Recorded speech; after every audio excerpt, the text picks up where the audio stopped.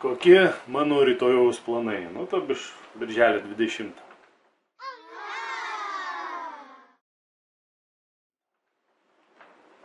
Nu, tai bandysiu realizuoti tą savo teisę, aukščiausią suverenę galę vykdyti tiesiogiai, nuvykęs į vadinamas Kelmės rajono savivaldybės tarybos posėdį, kuris prasidės 9 valandą. Noriu ten pasakyti trumpą kalbą apie konkrečius žmogaus teisių pažeidimus, konkrečiai Kelmės rajono savivaldybėje, konkrečių ten dirbančių asmenų, su konkrečiais faktais, argumentais, ir pasiūlyti, kaip viso to būtų galima ateityje išvengti. Atitinkamus pranešimus aš jau pateikiau 17 dieną tos mokslo švietimo ir kaip ten teisėtvarkos komiteto pirmininkui Vidimantui Parnarauskui ir jam įteikiau raštą su atitinkamu tekstu, kuriame informuoju, kad noriu pasisakyti rytojaus tame tarybos posėdėje vadinamame.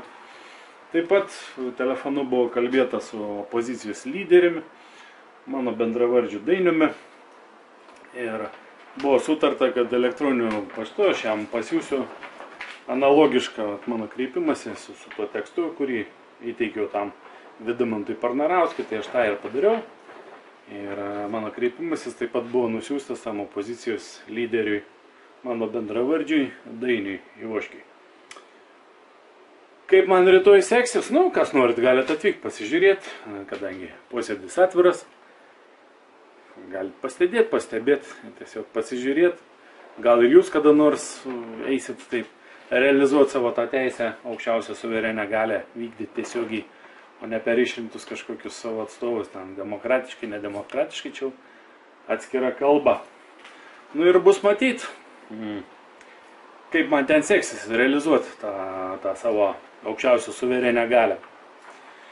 Galimai gali būti visokių ten trukdymų, sakykime, pradedant tai, kad klausimas, kurį aš iškėliau, nebus įtrauktas į tą vadinamą darbotvarkę tos tarybos posėdžio.